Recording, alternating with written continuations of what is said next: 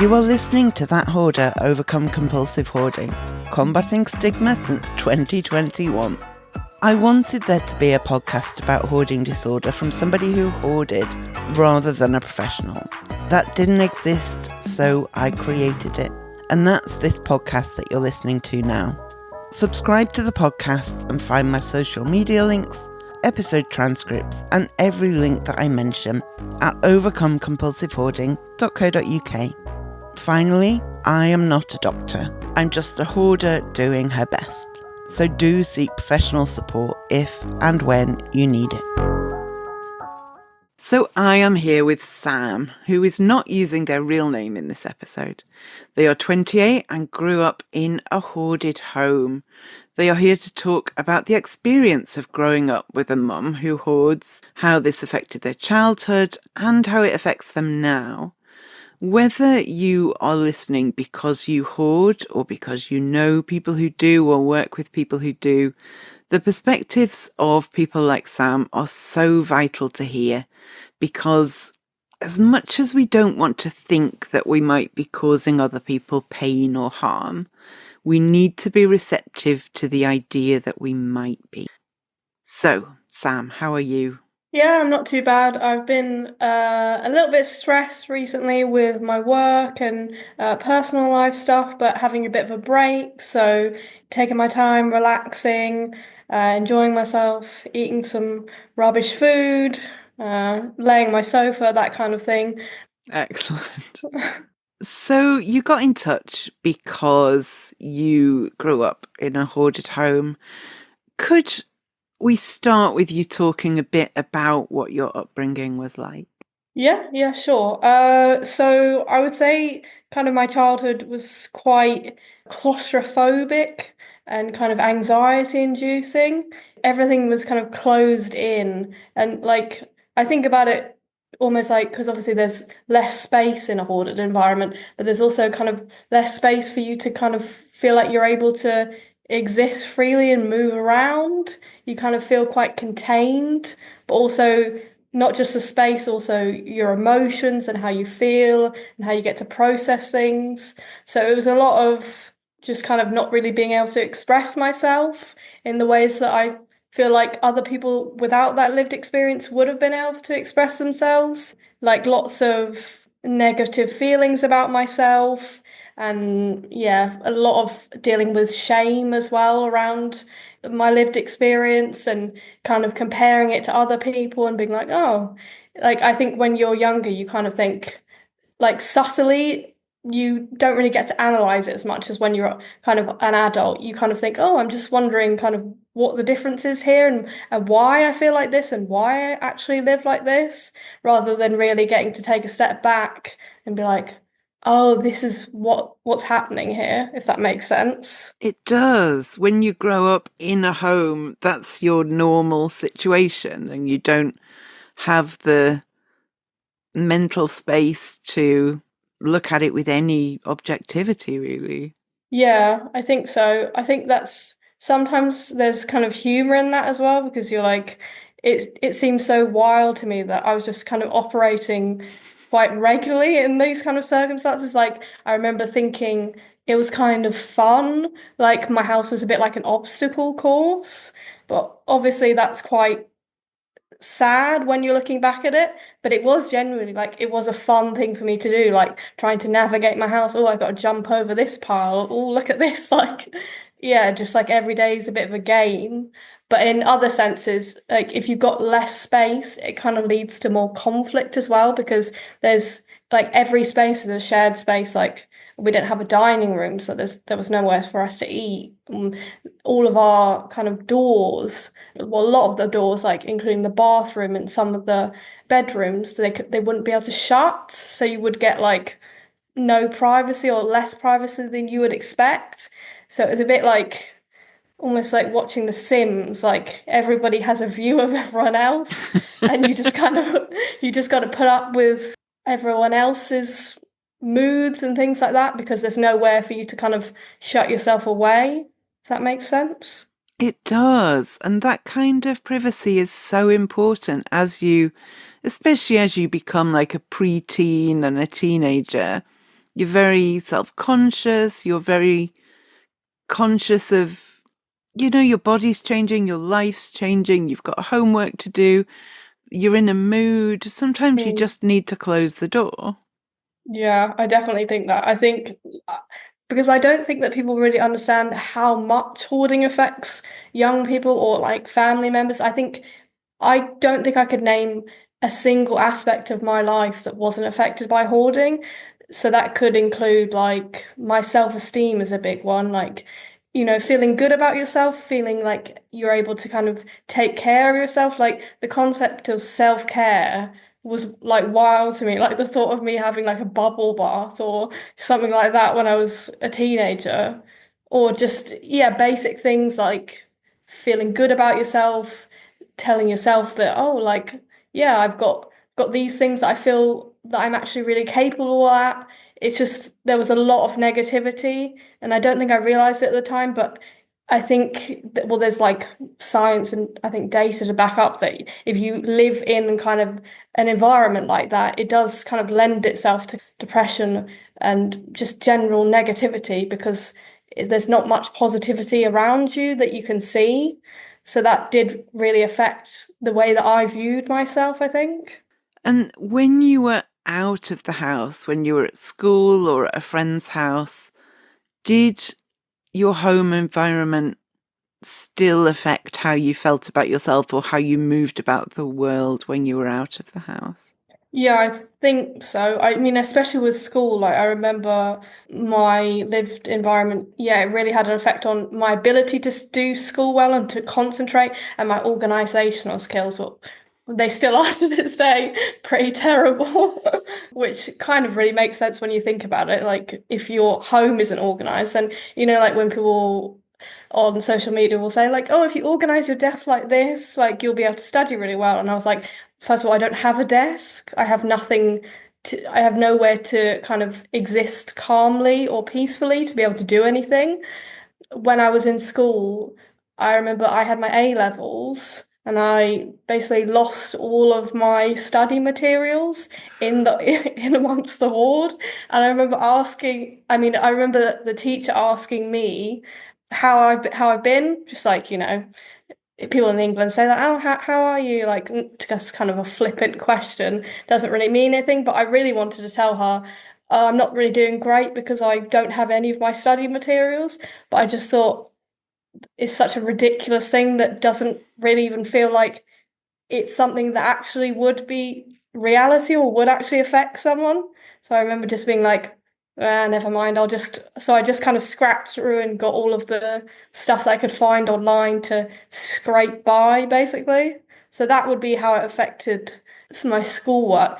With my friends, this is going to sound sad, but I'm going to have to say this. I feel lucky with my friends that I actually had friends because quite often when you live in like quite a hoarded situation when you're a younger person, it tends to lead to you not having very many friends or not having any friends, to be honest.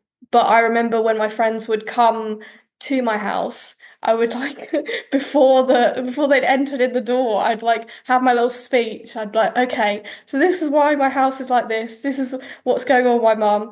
Like maybe just refrain from talking to her, just go up to my room and do this. And it would be all this kind of thing before they even enter the door. So it would be very much like I was telling them all the information I could give them so they wouldn't judge me as much as they might have, which is such a sad thing to do because it's not actually even about me.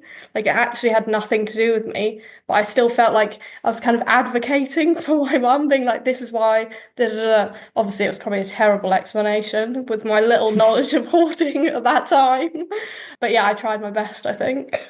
And as you got a little bit older, but you were still living at home, say, I don't know, 14, 15, Hmm. did you start to question it a bit more? Like, why are we living like this? Or were you still too entrenched in living there that you couldn't really start examining it? I think I didn't examine it in like quite so thoughtful ways when I was that age. I think it was more anger, which I think is quite common from when you're a teenager feeling angry about something. But that was my that was where the anger went. I think I was angry at the fact that I had to live like that and I had no kind of alternative or none that I could see. But I also think, which still affects me to this day, I was angry at kind of professionals and outside people not really seeing us or seeing that there was a difficulty there. And when there still wasn't very much support provided. And I think there's a lot of missed opportunities, I think, because I would come under the category of a child that was very quiet, and I almost did that. Like when I was a teenager and younger, I just didn't really speak because I thought, oh, okay, if I don't stand out, then no one will notice me and no one will help. But then what I really wanted was people to help me. But it's just like you can't really tell yourself that. I've just done that for so long that that was the way I operated, if that makes sense. Yeah, completely. I was going to ask you, outside of, a handful of friends who would come round, did people outside of the family know what was going on and did anybody help? So I'm not too sure about like outside family members. I think people like so if we're talking about extended family, sometimes I just thought like it was viewed as like almost like a quirk, like oh like my mom's just doing this, like oh it's just always been like that. And almost sometimes I felt like it was my fault and my sister's fault for like reacting in the way that we did. But then I don't think people understand like what it's like on paper versus like actually living like that for your whole life. And even when I try and explain it, it's still quite difficult to articulate it sometimes. Like that's just the case with emotions and feelings in general, unfortunately. But with professionals, yeah, there wasn't really anyone that I spoke to at all about what was going on, and not till probably my like probably late 20s, I really actually shared properly. Like it was almost like drip feeding it to different people, like different information and different parts of my story, kind of testing the waters. But I still to this day will edit things and not tell people certain things and like because I don't want them to feel upset or like it's too much for them. But then it's also like it's quite sad that your own like lived experience is too much for other people. It might not necessarily be that, but that's how it feels, I think. I feel that myself a lot as well. That constant worry that if I say all of it, that's too much. Mm. So I will say, yeah, very much what you just described. Yeah, interesting. And in terms of childhood stuff, how were things like food? Did you have fresh food available? Did you feel like it was a safe food situation? That's such an interesting thing about food. Like, I feel like I've never really had this conversation properly before, but I really do think like the way that I viewed food when I was younger is so different from how I view it now. Like, before my job now, I wanted to be a chef, which is so ironic looking backwards. It's because like I hated food so much. Like, I remember trying to eat vegetables and it would make me like almost throw up every time I would eat it because out of like the food that you would get like vegetables and fruits are the ones that kind of rot and mold and smell the worst. So still to this day I feel unable to eat fruit, like most fruit, because I don't know if you've ever smelled it's like this kind of sweet smell that comes from moldy fruit. Yeah. It's still even describing it to this day just makes me feel like I'm like crawl in myself and just hide from that smell. When I was younger, there was food available, but like the fresh food was a bit like it was a bit kind of like navigating the fridge, like oh, what can we have? Like what's available? And like I do remember kind of opening up. The ones that would be the worst would be like the yogurt pot, and the mold would come out, it would like poof out, and it'd be like a magic trick. You'd look at it and like, what is this, and how long has this been in here? But the really ridiculous thing is that because my mum also has OCD as well, so she would be very particular about things and kind of not want things to be out of place. And I remember you kind of saying that also people with hoarding disorder can be quite like perfectionist. And I get that with my mum because it was very much like on the face of it, it looked like, well, this isn't like this shouldn't be in this place. Like, why is this like this? But it was like, no, put the moldy container back where it is and leave it in that place. Because if I move it or throw it out, she'll know.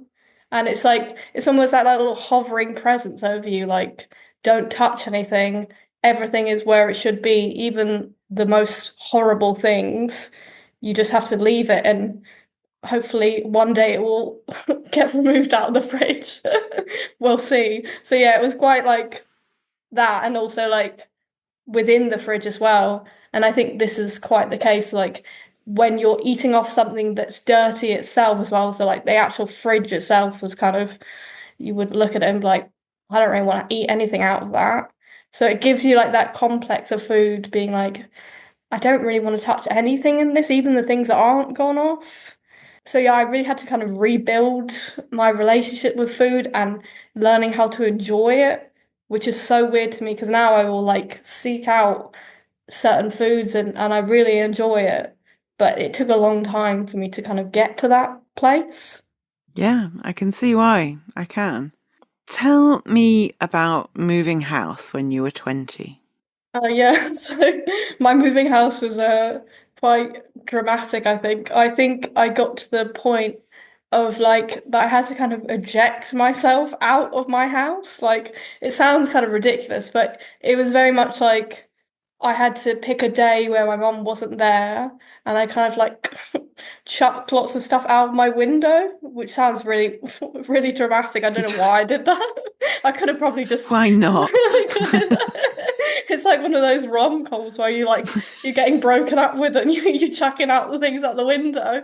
But I was just like, I need to get like just anything I need to get out, and I just need to move basically because I felt like not even just the stuff, but like my mum's kind of hold on me and how she viewed things and how she viewed the world was so entrenched in what I believed that I really had to like just completely eject myself out of that. Otherwise, I think I would be there forever and I would still be viewing things exactly how I did when I was a teenager. Yeah. So I live with my sister in our other house, which is also hoarded, and I had to spend like it's probably more than 5 years, like clearing up that house as well. So it was like from one difficult situation to the other.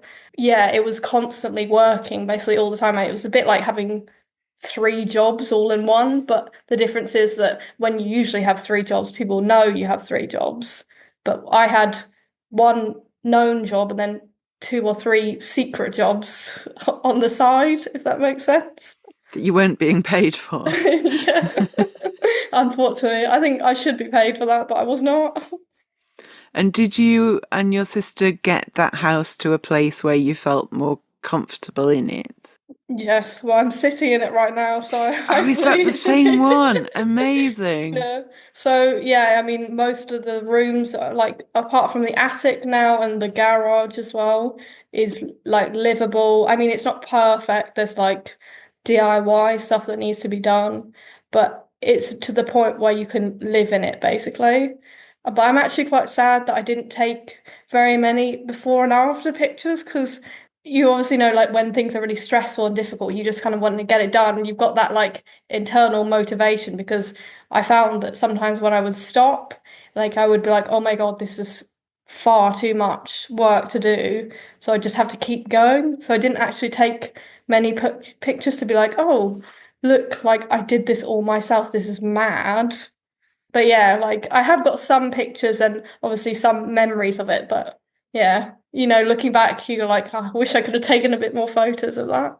Yeah.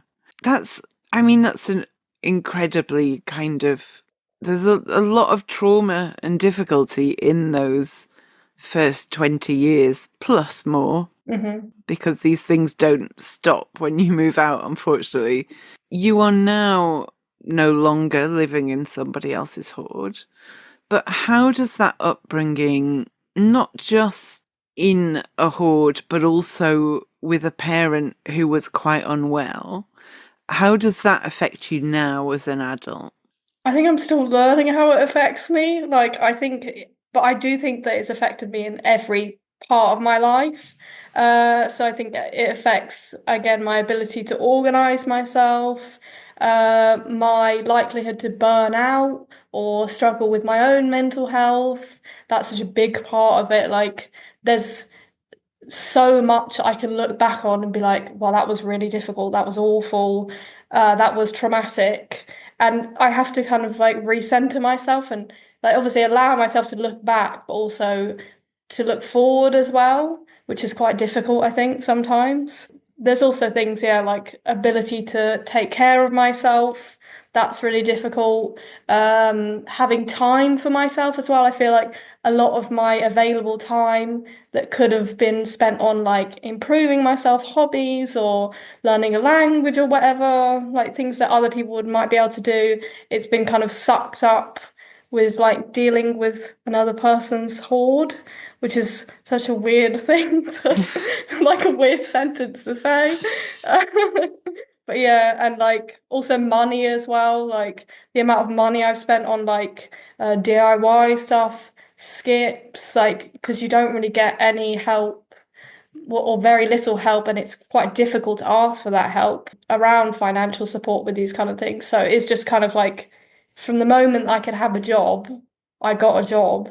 I was like, I just need as much money as I possibly can. And I would not spend it on anything. I would kind of just keep all this money and have it with the intention of being able to do these kind of things, which is very different from what someone else might do. They might go, oh, like maybe I can do this, buy a car or go on holiday or whatever. And I was like, no, I need to keep this for my future financial plans or whatever if there's an emergency or something, which is, yeah, a ridiculous thought to have when you're like 15 or 16, but that's what I was thinking of.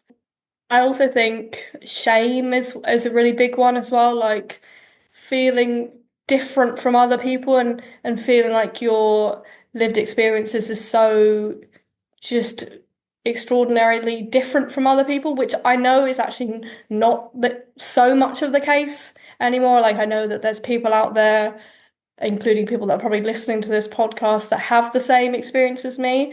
But it's that feeling that I still even have now, which is like I'm the only person that this has ever happened to. And it also leads me to feel like kind of disconnected from lots of people around me, like even the people that I feel like I'm supposed to be close with. It just feels like there's like a wall separating my experience from theirs. And I'm like, I don't think you'll ever really fully understand me, which is not actually the case, but my brain is like, nope, I'm like an alien and everyone else is regular, just doing their regular things.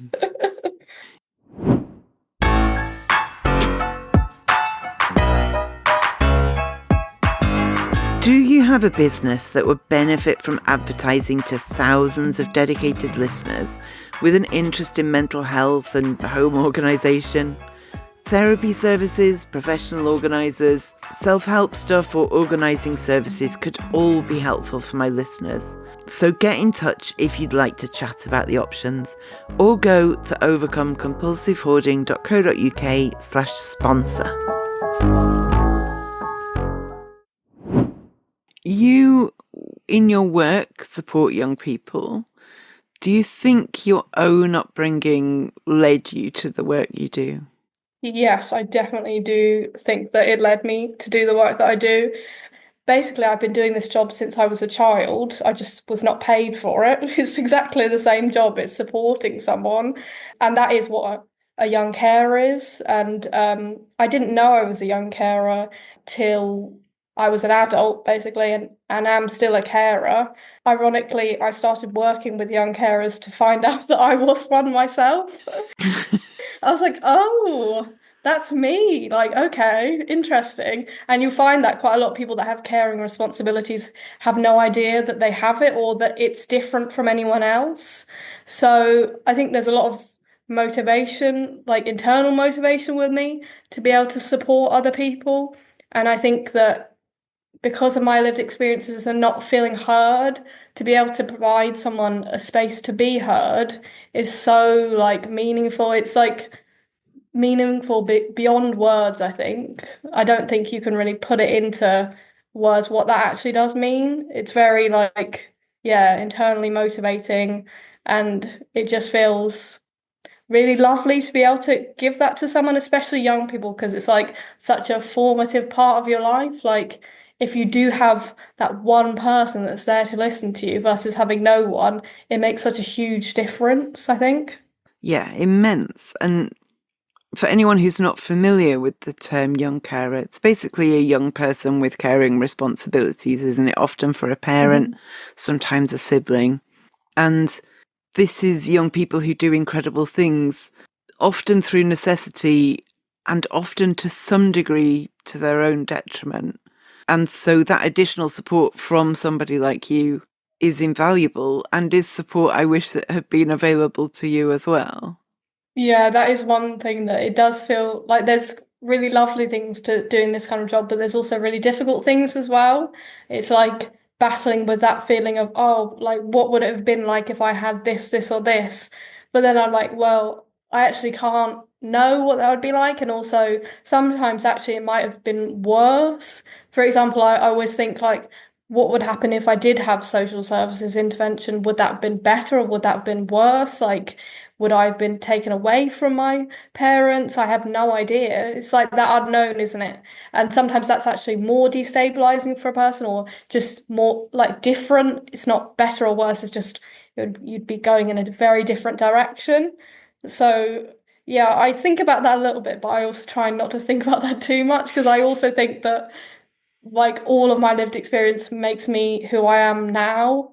And I do think that there's now I have a bit of space between that experience. I can see the good parts of it and like what it's actually given me and how it kind of has formed me into the person I am. So I do think that there are some good things, which is like if I told that to myself when I was a teenager, my teenage self would have been like, "What are you on about? There's nothing good about this." And if you were designing support for young people in your situation, what would you want to be in place for a young person who was growing up in a hoarded home with a parent or both parents who were very unwell and couldn't let go of things? And what support do you think young could really benefit young people? Well, first of all, I do think that like the ability to speak to someone and just have that open space is actually like that just on its own would be life-saving for some people. Because it's like, oh, I know that there's this person that I can say anything to, and I'm not going to get judged, and they're going to just listen to me, and that's my space to be myself. Because with young carers, it's like there's not really any space for you to be yourself or just to be you. You've always got to, I've got to be the parent, I've got to be the financial advisor, I've got to be the IT technician or whatever you've got to do. Like, you've got to do these physical tasks, I've got to be the counselor, but just to be yourself without anything else, being imperfect, whatever. That's, yeah, so valuable in it itself. But there's also things that I think would be really helpful. Well, first of all, I think it would be helpful for people with hoarding disorder to have better support for themselves. So that would have a knock-on effect of the people supporting them. So I think like early intervention support would be so much better, like going into people's houses versus like just kind of supporting them online. I think it's much better to kind of build that trust and I do think with hoarding, it's a bit like sometimes we're catching people right at the crisis point rather than like 5 million steps back where we could have actually supported them a long Yeah. time ago. And yeah, I wonder how much that costs like councils in the UK. Like I know it costs a lot, like getting skips and doing these emergency clear ups when we know that it's like heartbreaking for people with hoarding disorder to have to deal with that. And I don't want anyone to experience. I don't know personally what that feels like, but I can imagine and I can see it when it happens to my mum, and that never feels good. So yeah, that kind of support. I do think because I was reading, I can't remember somewhere online about like it's very weird how we expect like children of hoarders or family members to be the support for the hoarder when we don't do that for other conditions. Like for example, if you had like PTSD, you wouldn't expect your child to come in and give you like counseling for PTSD. Like you wouldn't do that, or Yeah. like depression or anxiety. But then with hoarding disorder, it's just viewed as the stuff, and you're like, okay, well, if you just help this person sort out the stuff, then everything's gonna be fine. I'm like, but it's not actually, that's not how it works. Like, just, even if I help my mum clean up the stuff, if I sit down with her and sort out everything, then that's still not helping with her actual brain and how it's functioning. Like, it's not helping with the disorder itself. It's just like I'm doing a little bit of help, but not the main, like, I'm not the main support, and I also shouldn't be expected to be the main support either. Yeah, you've not had training, you're not. It's immensely complicated work for specialists, never mind for like a 16-year-old. Put that on my CV, holding support from when I was born to now. I'm like, I need a pay Yeah. rise, somebody. Don't know who's going to give it to me. The council should give me some money, to be honest. So all of the children of hoarders and family members should have like some sort. You should give me money for the work that I've done for you, unpaid labor. Yeah. What is your relationship with stuff, with cleaning, with organization now, like as an adult? So I think with stuff, I'm quite like a minimal person. I do have like, yeah, not very many things, I would say. Like I definitely get overwhelmed with things. So if there's just too much in a room or yeah, I'll just need to like get out of the situation. It feels very like, yeah, suffocating and claustrophobic. Whereas I don't think that might affect people in that way if they didn't have the same experience as me. So yeah, I do kind of try and use things till they kind of break, or like I won't just toss things out. I also sometimes do find getting rid of things difficult because my mum would have like a lot of difficulties with recycling and trying to get rid of everything in like the correct way.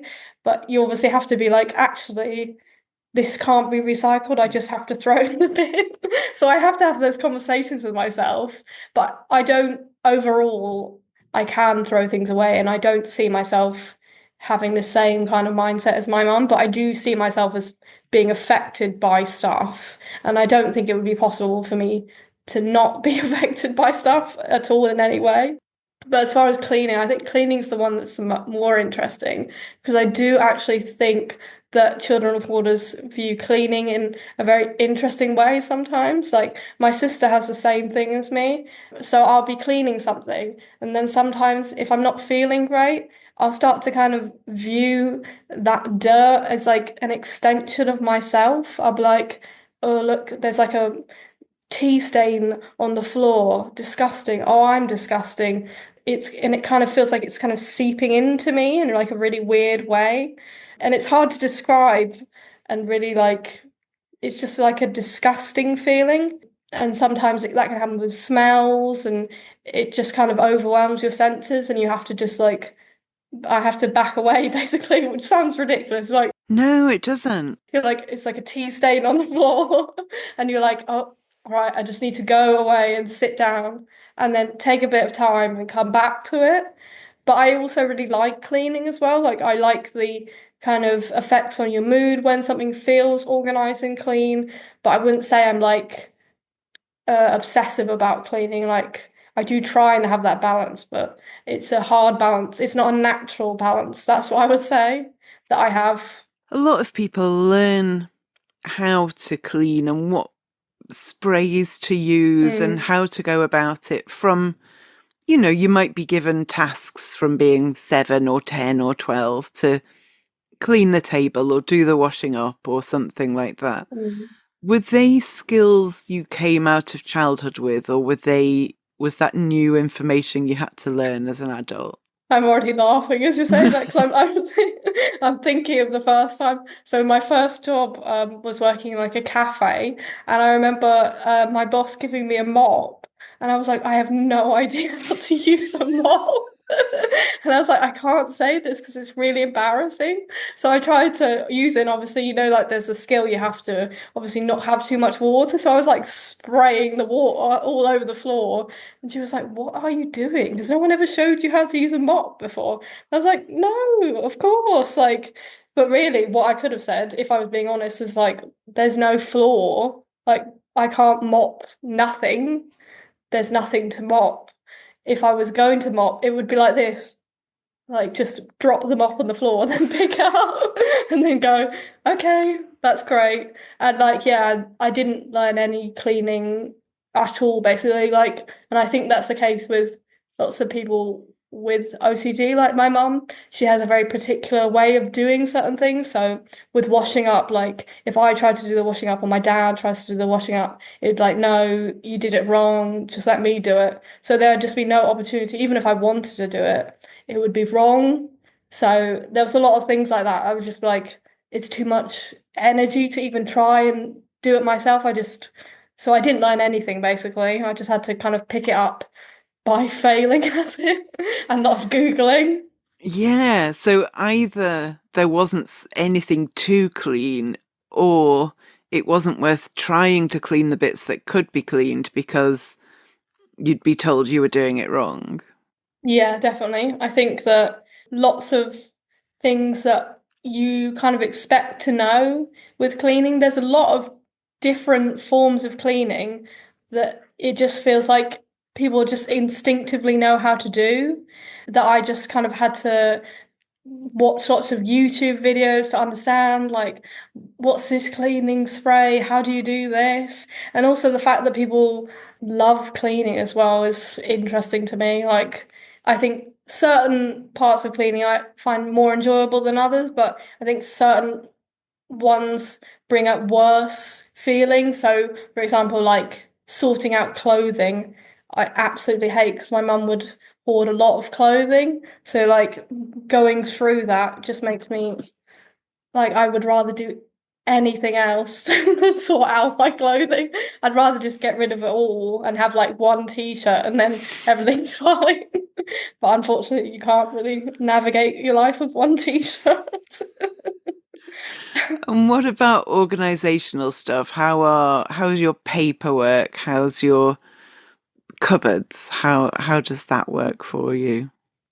I think like sometimes I kind of get in the mood of organizing things. So I'll be like, okay, I'll do lots of things and be really productive and I've got my music on, I can power through it. But then other times I'm like, I just do not want to do this at all.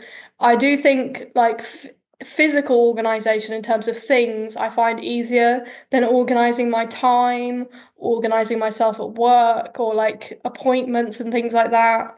Um, and I do think like I struggle a lot with time blindness, like knowing like what's an appropriate time to get somewhere and how to organize myself before that. But I think like when you're in that kind of environment for such a long time, you get used to the chaos and you just kind of expect it, and that's how your mind functions. So to expect me to be completely organized all the time, I think like you should just write that off. You should expect me to be late. I'm just gonna get like a banner and be like, I am a child of a hoarder. Leave me alone if I'm like 10 minutes late or I don't know what we're talking about because I didn't look at the meeting beforehand. I feel like you should allow me some grace and let me be imperfect. I mean, I think we should let everyone be a bit imperfect, to be honest. But True. yes, especially in your circumstances.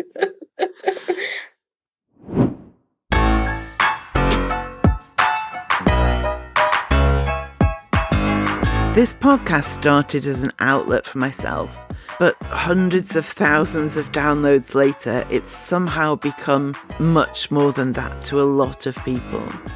I hear from people that me talking about my experiences and interviewing specialists and experts is helping them too. Hearing those stories makes the time and cost absolutely worth it. But if you want to help to ensure that the future of the podcast is sustainable, you can donate to help with costs. To send a one-off or recurring donation, just go to overcomecompulsivehoarding.co.uk/donate. Thank you. And what's your relationship like these days with your mum and indeed your dad?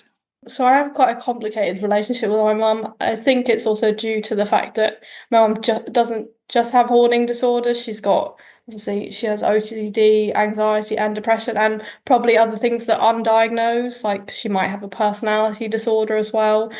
I find that obviously people's experience with hoarding and how it relates to their parents can really differ. Like some parents can have really great insight, so they can understand, oh, this is really difficult. I really need to improve this for my children or whatever. And then some are less able to understand or see that insight. And I do think that's the kind of case with my mum. She's very unaware of how it's affected me.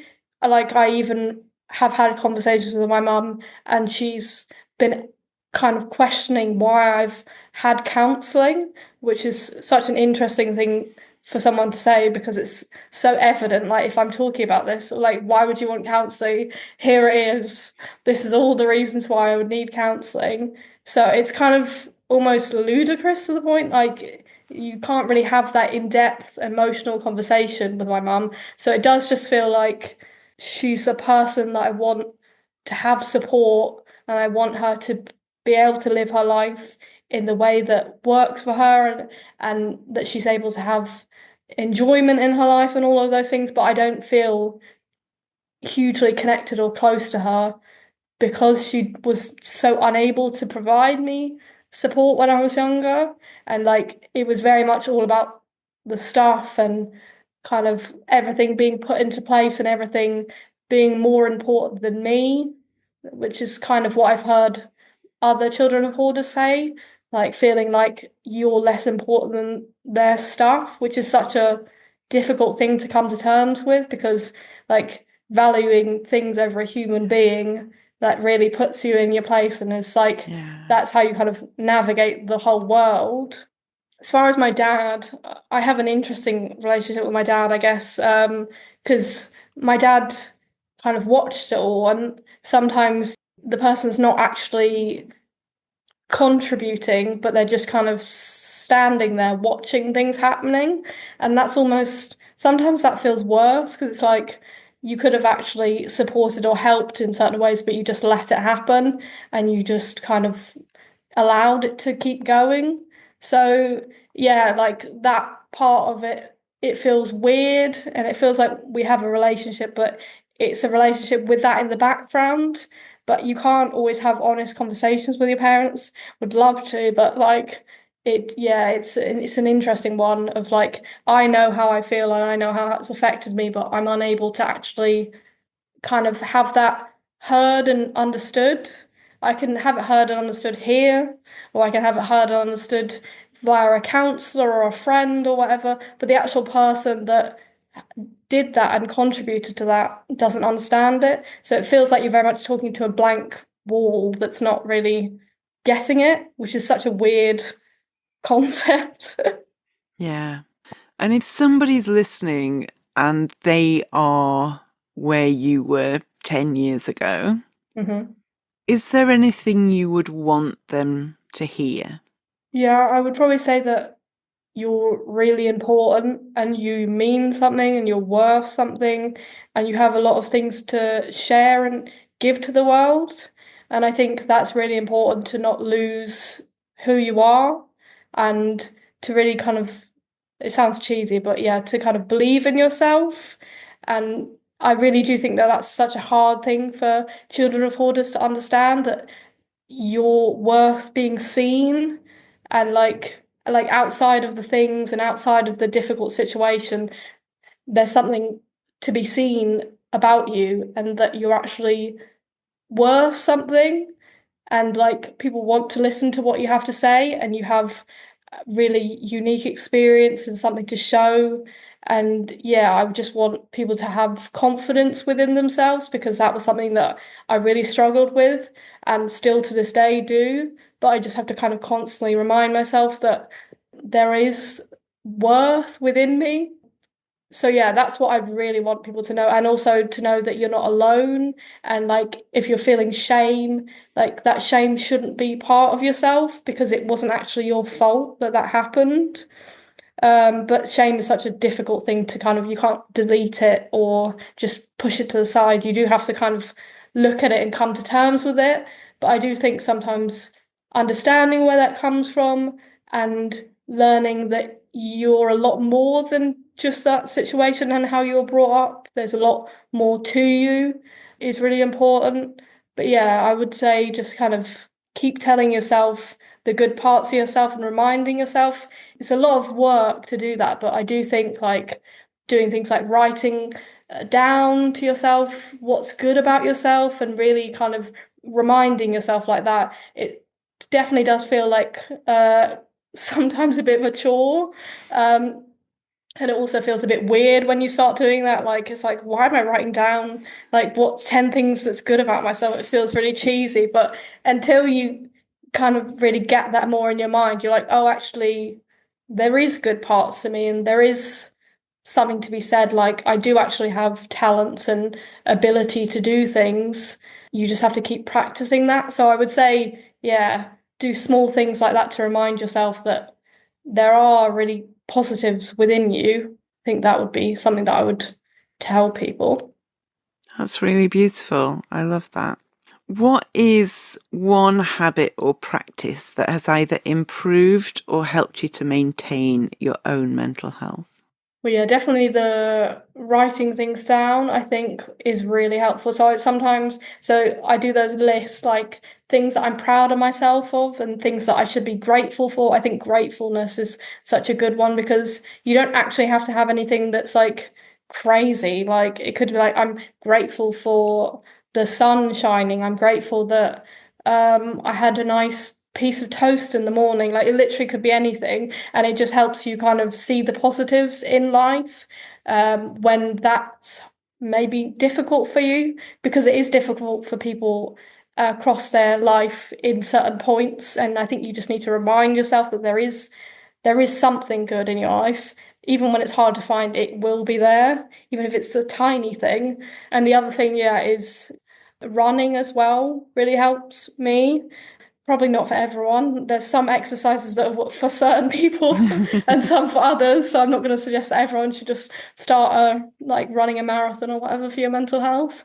But I do think exercise in general, even if you can do like a small thing, like even if it's walking around the block or whatever, it just helps you realize that there's things outside of your lived experience. Like I remember when I was younger, now looking back, I'm like, when I was studying, why didn't I go outside and go to the library? Why didn't I walk around the block? Why didn't I do any of these things? It's because you don't think outside of the experience. It's like you're almost just trapped within it. So you're unable to be like, oh, I could have done this or I could have done that. And I think that's why certain times when you're in those experiences, having a support worker or someone outside of yourself to be like, have you tried this or have you tried that? And you're like, oh, this is a really simple thing that I'm telling a young person to do or whatever. But actually, they might have not thought about that at all because they're unable to think about anything else but what they're going through. So I think even if it is that small thing and it seems kind of ridiculous, like, what's gonna walking around the block gonna do? But actually, it could be the difference between somebody not being able to do anything and actually, oh, look, you've gone and walked around the block, you've actually done something today. That's really impressive. So yeah, that's what I would say. Absolutely. So it is the point where I ask an extra question Mhm. for Hoarding darlings. This is the bit where I ask guests an extra question. It's sometimes a slightly silly one, and Hoarding darlings get access to this extra question and the answer. If you would like to become a Hoarding darling, go to overcomecompulsivehoarding.co.uk/darling. Back to the pod. So, Sam, first of all, thank you so much for coming on the podcast. I think you've been really honest and vulnerable and authentic, and it's such an important story to tell. And I'm really grateful that you're telling it and that you're telling it here. So, thank you so much. No, it's been really a pleasure. I actually really like when I get to speak about this in more detail because it's not a subject that I do always get to speak about in the way that I would like to. And I hope that it does help people, both with hoarding disorder and also children and family members as well. I think it would be hopefully something interesting for people to listen to kind of understand a bit more. And if it's helpful or useful for people with the same lived experience, then that's lovely. And I hope that people out there are interested in my story and, yeah, find it helpful in some way. Amazing. Thank you, Sam. It's the bit where that hoarder shouts out someone wise. Shout out this week to the Chris Evans Show with an interview with organisational psychologist Adam Grant. It's a very brief one, but very wise in just a few words. Have a listen. What psychologists find is that in the long run, our biggest regrets are not our failures, they're our failures to try. Wow. So I will link to the Chris Evans Show in the show notes at overcomecompulsivehoarding.co.uk. Okay, thank you for listening, and I will speak to you next time.